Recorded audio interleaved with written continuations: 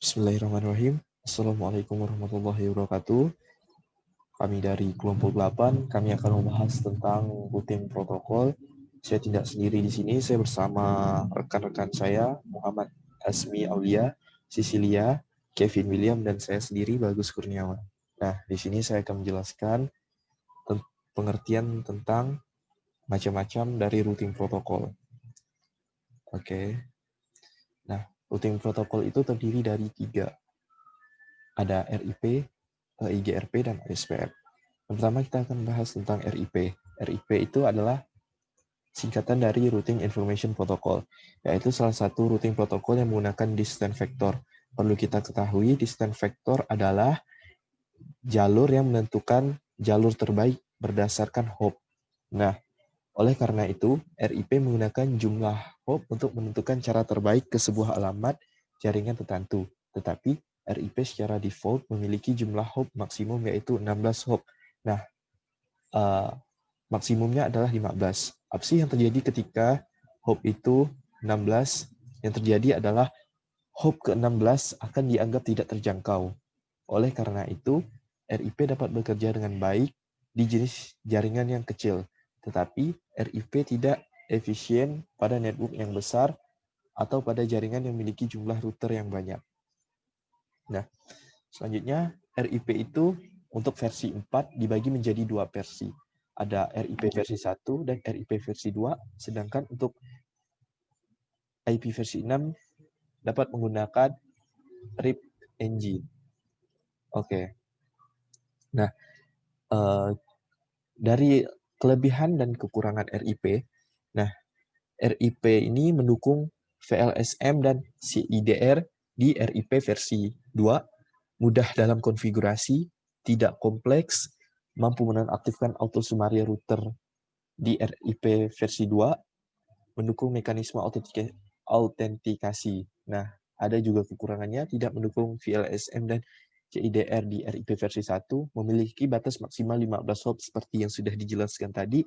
Ketika sudah 16 hop, maka paket tidak terjangkau atau hop itu tidak terjangkau. Tidak bisa menerima update informasi dari RIP versi 1 untuk RIP versi 2, proses conference yang lambat, melakukan update informasi terus-menerus sehingga dapat membentuk traffic yang menjadi padat. Nah, selanjutnya kita akan membahas tentang EIGRP. Apa sih? EIGRP ini adalah Enhanced Interior Gateway Routing Protocol. Adalah sebuah distance vector protokol yang klasik dan sudah ditingkatkan. Enhanced yang memberikan keunggulan dibandingkan IGRP. Jadi sebelum adanya Enhanced Interior Gateway Routing Protocol, sebelumnya sudah ada IGRP, Interior Gateway Routing Protocol. Yang sudah enhanced itu adalah IGRP, Interior Gateway Routing Protocol yang sudah ditingkatkan. Nah, kelebihan dan kekurangan EIGRP ini mendukung VLSM dan CIDR. Maksimal hop count memiliki hop count maksimal 224. Jadi, hop-nya lebih banyak daripada Routing Information Protocol yang hanya mempunyai 15 hop. Nah, proses conference yang cepat memiliki jangkauan network yang lebih luas dari RIP, Routing Information Protocol, mampu menonaktifkan auto summary route. Nah, di kekurangannya merupakan Cisco priority sehingga dapat digunakan pada router Cisco. Nah, di EGRP ini protokol yang hanya dimiliki oleh Cisco. Jadi ketika perangkat lain atau semisalnya perangkat mikrotik yang lain ingin menggunakan EGRP tidak bisa karena hanya Cisco yang bisa melakukan update informasi terus-menerus. Selanjutnya menggunakan lebih banyak resource router. Selanjutnya kita akan membahas tentang OSPF. OSPF itu adalah kepanjangan dari Open Shortest Path First adalah routing protokol berbasis link state yang bersifat open standar. OSPF dikembangkan menggunakan algoritma Dijkstra Shortest Path First. Nah, kita harus mengetahui tentang link state dulu. Link state itu adalah jalur yang menentukan routing terbaik berdasarkan informasi yang diperoleh dari router lainnya. Nah, kita akan membahas tentang kekurangan dan kelebihan dari OSPF. Di sini, kelebihan dari OSPF digunakan pada jaringan yang skala besar. Nah, mendukung VLSM dan CIDR, tidak memiliki batasan pada hop count, merupakan open standar protokol sehingga bisa digunakan pada vendor yang berbeda. Proses coverage yang tepat, mendukung mekanisme autentikasi, hanya melakukan update ketika terjadi perubahan jaringan. Kekurangannya, mengkonsumsi banyak resource, membutuhkan perencanaan dalam mendesain dan mengimplementasi dalam jaringan. Nah, di sini kan OSPF menggunakan jaringan yang berskala besar. Jadi, di OSPF mengharuskan kita untuk memecah beberapa jaringan menjadi area logikal. Network OSPF harus memiliki sebuah area khusus yang disebut area backbone area. Masing-masing dihubungkan dengan router yang disebut area border routing (ABR). Jadi di setiap area itu ada masing-masing ada router untuk menghubungkannya. Pertukaran informasi secara detail hanya dilakukan dalam sebuah area yang sama. Sedangkan pertukaran informasi antara area melibatkan informasi yang dianggap perlu saja. Jadi perbedaannya dari ketiga ini adalah RIP itu menggunakan batas maksimalnya hopnya hanya 15. Sedangkan di EIGRP ini sudah meningkat menjadi 224 dan kalau misalnya batas di EIGRP ini batasan hopnya 224, kalau misalnya di OSPF ini tidak ada batasan maksimum hop karena jaringannya dibagi menjadi beberapa area yang disebut area backbone. Nah, selanjutnya yang mekanisme dari penggunaan Routing Information Protocol, EIGRP, dan OSPF akan dijelaskan oleh teman saya. Assalamualaikum warahmatullahi wabarakatuh. Saya Muhammad Azmi Auli Amin dari NIM H10511711020 akan mempresentasikan tentang mekanisme dan algoritma dari Bellman-Ford pada routing internet protokol. Pada kesempatan ini, kita akan membahas 4 poin, yaitu pendahuluan, landasan teori, ciri-ciri, dan kekurangan. Yang pertama adalah pendahuluan. Pada pendahuluan yang pertama, komunikasi data dalam jaringan pada intinya menentukan aturan proses pengantaran paket data dari satu sumber ke tujuan secara akurat. Mekanisme pengantaran ini dinamakan routing. Routing yang paling mudah diterapkan pada router adalah berdasarkan vektor jarak, di mana jarak terpendek yang akan dipilih sebagai jalur pengiriman. Yang kedua, landasan teori. Pada landasan teori ini, jaringan komputer adalah jaringan yang melibatkan lebih dari satu komputer yang dihubungkan dengan jalur transmisi dan alat komunikasi yang membentuk sistem. Jaringan komputer terbagi menjadi 3, yaitu LAN (Local Area Network), MAN (Metropolitan Area Network), dan WAN (Wide Area Network). Terkait teori routing, fungsi router adalah membagi jaringan menjadi bagian-bagian atau subnet yang berdiri sendiri, kemudian mengatur penyampaian paket data serta dapat mengadakan penyaringan terhadap paket data untuk mengatur keamanan jaringan. Routing Internet Protocol adalah protokol vektor jarak yang memperbolehkan router bertukar informasi tentang tujuan dengan perhitungan jalur-jalur dalam jaringan dengan sistem operasi Unix. Yang ketiga, ciri-ciri. Pada pembahasan ciri-ciri tentang RIP, saya akan membahas beberapa poin. Yang pertama, hanya bisa bekerja dengan satu jalur lalu lintas setiap pengiriman informasi. Yang kedua, menggunakan metrik sederhana yaitu berupa jumlah lompatan. Yang ketiga, termasuk protokol yang didesain, dikonfigurasi, dan diatur sederhana. Yang keempat, tidak ada pengaman pemberitahuan pada saat update routing. Dan yang kelima, tidak memerlukan skema alamat hierarki. Selanjutnya, ciri-ciri tentang RIP dengan variasi interval. Yang pertama, update timer. Yang kedua, invalid timer. Yang ketiga, hold down timer. Yang keempat, flash timer. Yang kelima, konvergensi timer.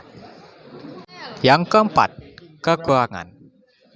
Mengenai kekurangan RIP, yaitu pertama, RIP menggunakan metrik yang besarannya terukur stabil atau tetap harganya dibanding protokol lain.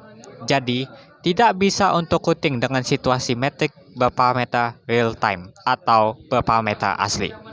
Yang kedua, protokol ini digunakan untuk jaringan yang panjang jalur ke tujuan tidak lebih dari 15 jumlah lompatan. Jika lebih besar, maka akan terjadi routing loop. Yang ketiga, lambat dalam sinkronisasi informasi jaringan. Dan yang terakhir, menggunakan hold down timer, split horizon, root poisoning, dan count to infinity yang menjadi solusi routing loop. Berikutnya, mengenai proses routing internet protokol. Dimulai dari proses setiap router dengan sebuah vektor jarak ke semua tabel routing pada router yang terhubung ke jaringan intern. Selanjutnya, memasuki proses ke setiap komputer memberitahukan besar vektor yang tersedia ke router tetangga. Kemudian dilanjutkan ke proses menghitung jarak atau lompatan yang ditempuh. Kemudian menyertakan ke dalam perhitungan jarak ke tujuan dari router tetangga. Berikutnya dilakukan pengecekan kondisi apakah jarak terpendek ke tujuan telah ditemukan. Jika tidak, maka akan kembali pada proses menghitung jarak lompat yang ditempuh. Jika ya, maka akan dilanjutkan ke proses router memperbaharui panjang jarak ke tujuan. Kemudian dilakukan pengecekan kembali apakah semua router di tujuan sudah diperiksa. Jika tidak, maka akan kembali pada proses setiap router memberitahukan besar vektor yang tersedia ke router tetangga. Jika ya, maka proses routing internet protokol telah selesai dilakukan. Sekian pembahasan mengenai mekanisme dan algoritma dari Bellman-Ford pada routing internet protokol. Mohon maaf apabila terdapat kekurangan dalam penyampaian dan terima kasih. Perkenalkan, nama saya Cecilia. Pada kesempatan kali ini, saya akan menjelaskan mengenai algoritma Bellman-Ford atau hop count. Mengapa algoritma ini disebut hop count? Karena prinsip dari algoritma ini yaitu melompat dan menghitung.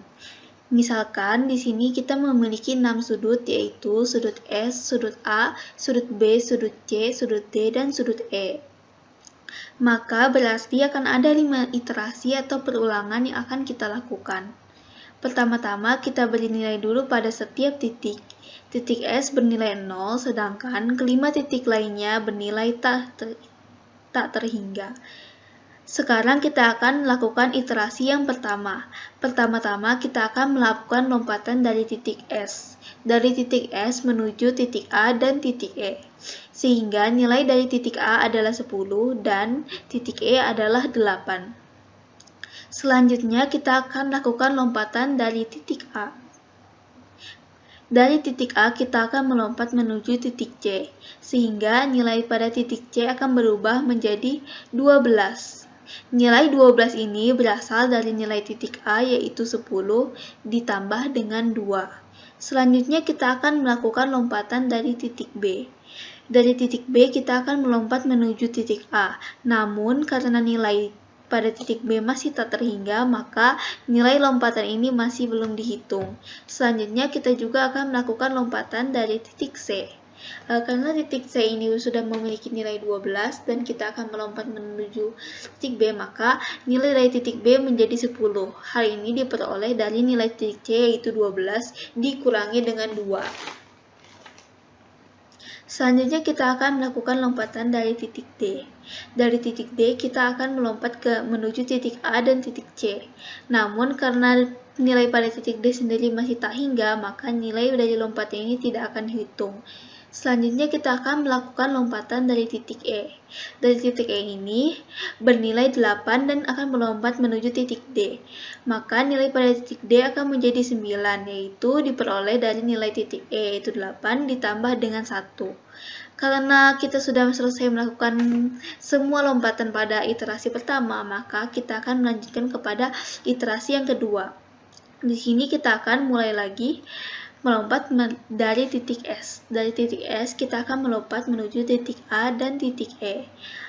Sehingga karena nilai titik S sendiri masih 0, maka itu tidak akan mempengaruhi nilai pada titik A dan titik E. Kemudian kita akan melakukan lompatan dari titik A menuju titik C. Nilai dari titik A sendiri menuju titik C itu tidak mempengaruhi apa-apa, dan kita akan melanjutkan lompatan dari titik B menuju titik A. Karena nilai lompatan tersebut juga tidak mempengaruhi apa-apa, maka kita akan kembali melakukan lompatan dari titik C menuju titik B dan juga belum ada nilai yang terpengaruh. Sekarang saatnya kita melakukan lompatan dari titik D menuju titik C dan titik A. Pada lompatan kali ini akan ada nilai yang terpengaruhi, di mana nilai titik D sendiri adalah 9 dan akan melompat menuju titik A, sehingga nilai pada titik A akan menjadi 5. Hal itu diperoleh dari 9 dikurangi 4, hasilnya adalah 5. Dan kita juga akan memperoleh nilai pada titik C yaitu 8, yang diperoleh dari nilai 9 dikurangi 1. Dan kemudian kita akan melakukan lompatan dari titik E. Adapun lompatan dari titik E tersebut juga tidak akan mempengaruhi apapun, sehingga nilai yang diperoleh dari iterasi kedua yaitu nilai titik S adalah 0, titik A adalah 5, titik B adalah 10, titik C adalah 8, titik D adalah 9, dan titik E adalah 8. Adapun perulangan ini akan kita lakukan terus-menerus hingga iterasi yang kelima.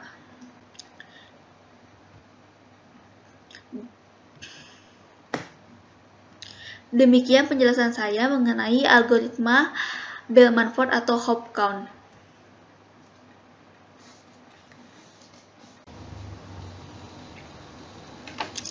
Perkenalkan, nama saya Cecilia. Saya akan menjelaskan mengenai mekanisme dan algoritma dual pada EIGRP. Dual adalah singkatan dari Diffusing Update Algorithm. Dual adalah cara EIGRP menemukan jalur bebas loop terpendeknya dari router ke tujuan. Dual digunakan untuk memilih dan memelihara jalur terbaik ke setiap jaringan jarak jauh. Dual juga membantu untuk menemukan jalur dengan sangat cepat. Mari kita pelajari terminologi yang diperlukan untuk memahami dual. Yang pertama adalah successor, dan yang kedua adalah feasible successor. Successor adalah pilihan pertama dan merupakan rute terbaik yang memiliki total metrik dan biaya terendah. Jika kita memiliki sebuah router dan router tersebut perlu mengirimkan sebuah paket ke tujuan, maka kriteria utama yang harus dipenuhi agar paket tersebut dapat sampai ke tujuan adalah router tersebut harus bebas dari loop. Pilihan yang kedua adalah feasible successor. Jika router tidak dapat mencapai successor, maka pilihan cadangannya adalah feasible successor, yang tentu saja memiliki metrik yang lebih tinggi dari successor. Karena merupakan rute cadangan dari successor, maka feasible successor ini juga harus terbebas dari loop. Selain kedua terminologi tersebut, masih ada 3 terminologi lainnya, yaitu feasible distance, reported distance, dan advertised distance. Feasible distance merupakan jarak total yang terendah antara router lokal dan prefix tujuan. Reported distance merupakan jarak dari tetangga ke tujuan, dan advertised distance merupakan jarak yang nilainya mengikuti yang dilaporkan oleh tetangga sebelumnya. Ada beberapa tugas vital yang dilakukan oleh EIGRP dengan bantuan dual, yaitu mencari tahu rute cadangan jika tersedia, mendukung VLSM atau Variable Length Subnet Mask, melakukan pemulihan rute dinamis, menanyakan tetangga mengenai rute alternatif yang belum diketahui, dan mengirimkan query untuk rute alternatif. Bagaimanakah cara kerja dual? Dual memelihara salinan semua rute tetangganya, sehingga jika rute yang terbaik turun, rute yang lain dapat diatur dengan melakukan pemindaian tabel topologi.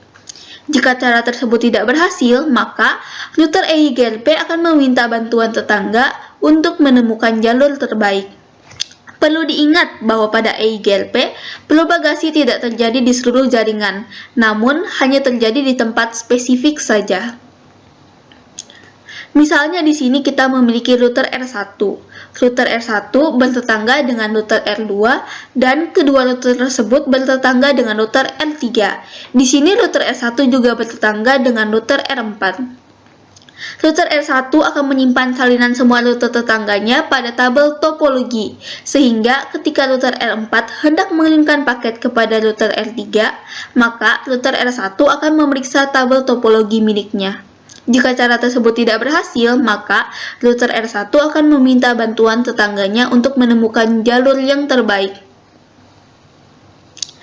Terdapat 3 kondisi kritis yang harus dipenuhi untuk dual. Yang pertama, yaitu adanya rute tetangga baru yang ditemukan atau dinyatakan terputus dalam waktu yang terbatas atau dalam waktu yang telah ditentukan sebelumnya. Yang kedua, yaitu semua pesan yang dikirim diterima dengan benar. Dan yang ketiga, yaitu semua perubahan dan pesan diproses sesuai dengan urutan pendeteksiannya. Dual sendiri memiliki hubungan dengan RTP, di mana RTP menyediakan metode komunikasi yang andal antara router yang mendukung EIGRP, sementara dual memilih dan memelihara informasi tentang jalur terbaik. Pembahasan selanjutnya akan dilanjutkan oleh rekan saya. Perkenalkan, nama saya Kevin dengan NIM A10511181058. Pada kesempatan kali ini saya akan menjelaskan mengenai mekanisme dan algoritma shortest path first pada OSPF.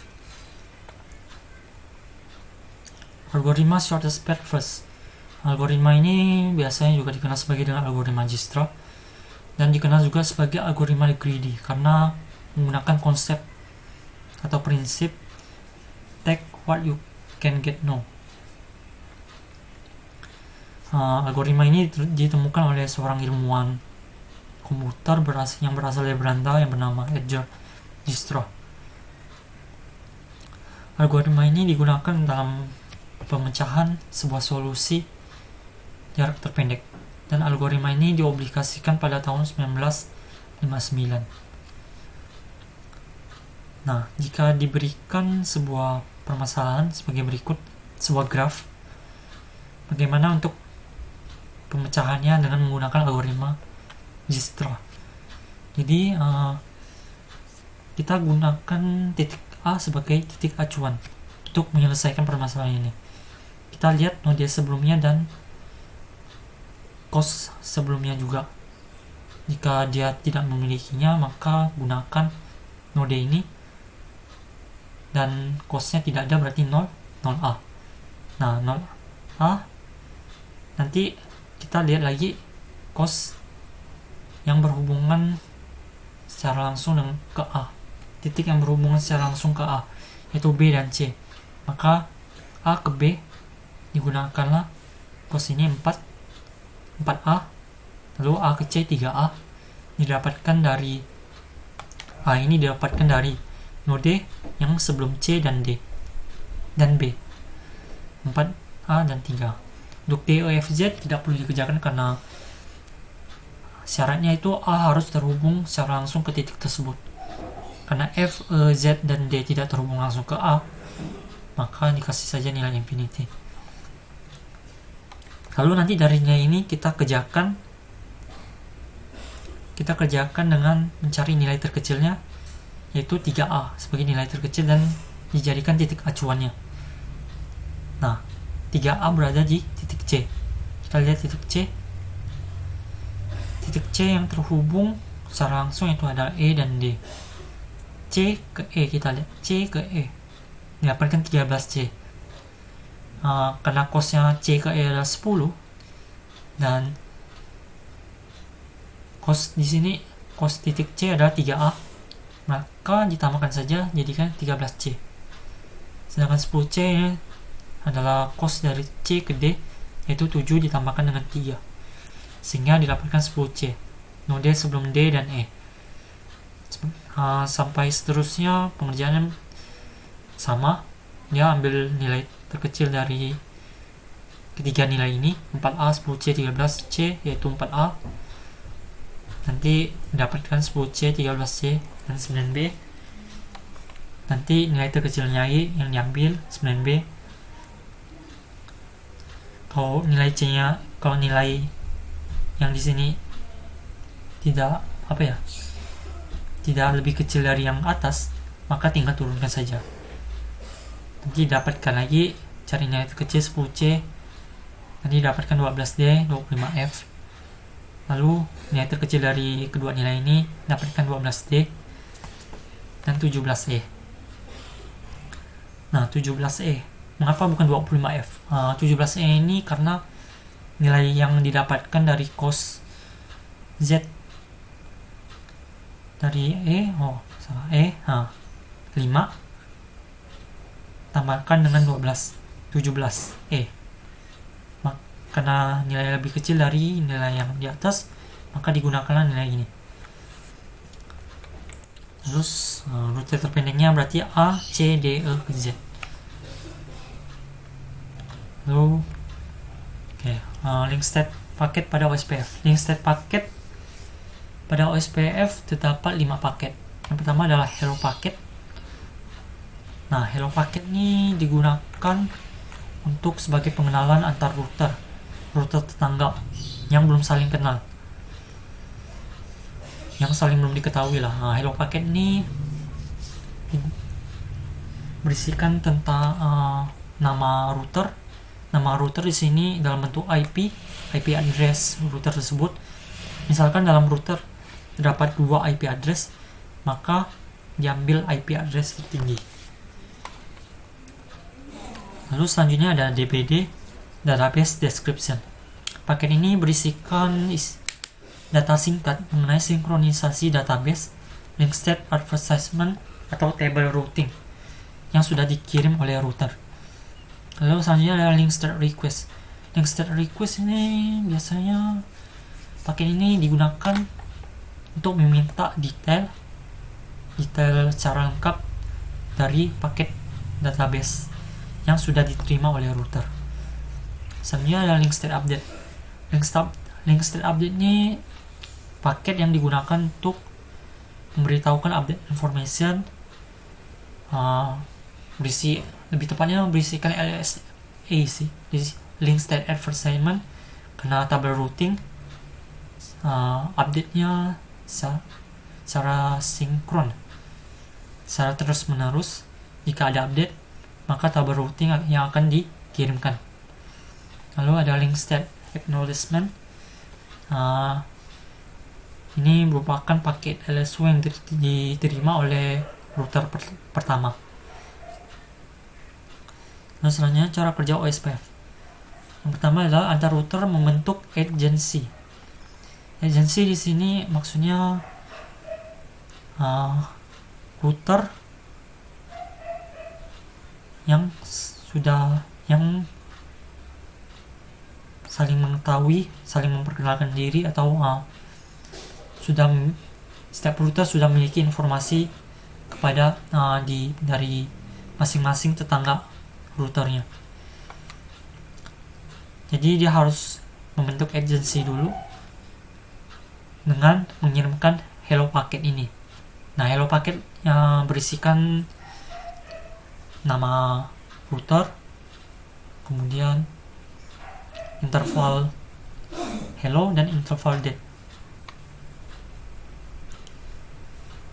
Lalu selanjutnya yaitu memilih DR dan BDR-nya.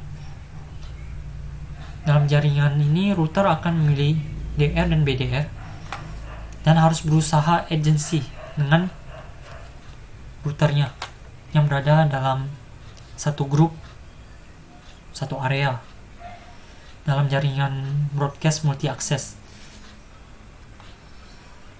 DR dan BDR ini sudah secara otomatis ditentukan oleh masing-masing router, jadi tidak perlu disetting secara manual.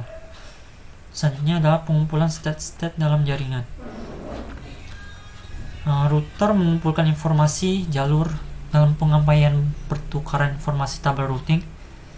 Jaringan multi-akses DR lah yang melayani pertukaran informasi tabel routing tersebut. DR memulai terlebih dahulu pengiriman tersebut, kemudian habis selesai dikumpulkan informasi state-nya, lalu maka router bakalan punya informasi yang lengkap mengenai tabel routingnya. Kemudian selanjutnya adalah pemilihan rute terbaik. Nah, pemilihan rute terbaik ini dia menggunakan algoritma Dijkstra tadi untuk mencari state yang sudah dikumpulkan tadi. Router akan memilih rute yang terbaik menurutnya. Lebih tepatnya acuan metriknya yang digunakan adalah cost. Jadi cost yang terkecil dia yang bakalan diambil. Jika sudah selesai, maka paket akan lewat dari table routing.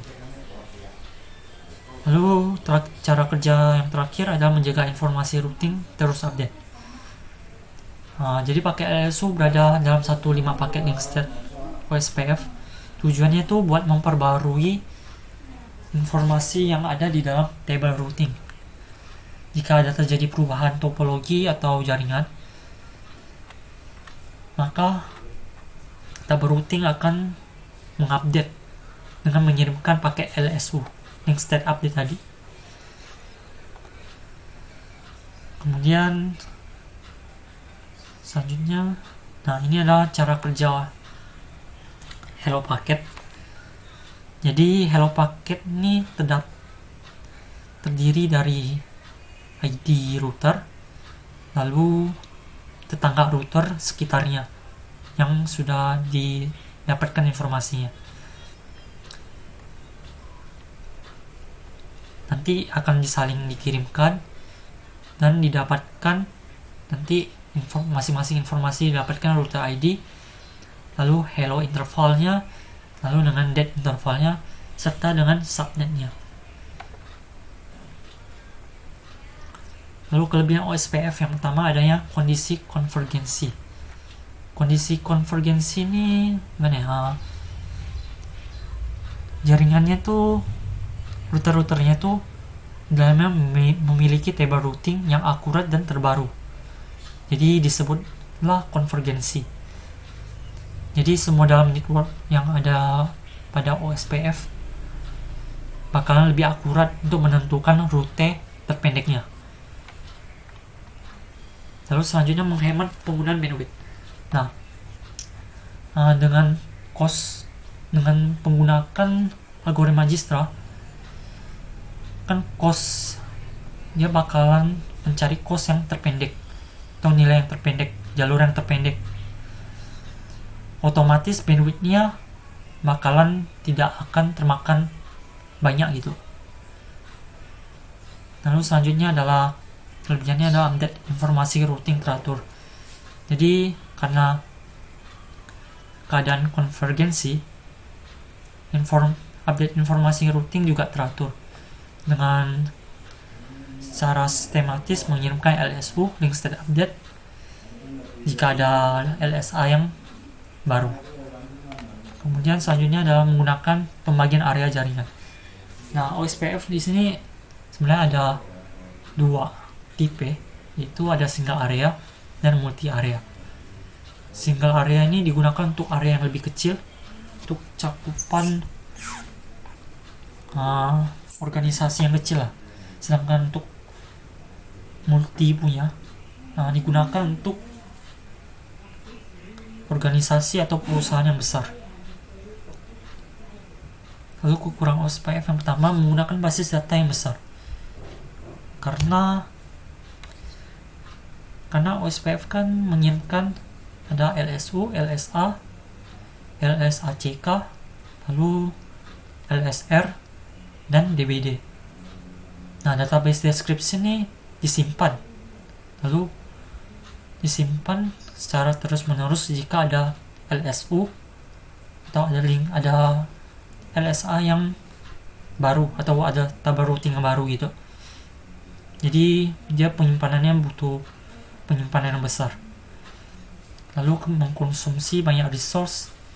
Lalu kekurangan terakhir adalah membutuhkan planning dalam mendesain. Jadi untuk mendesain dan untuk mengimplementasikannya sangat susah dan membutuhkan perencanaan yang matang.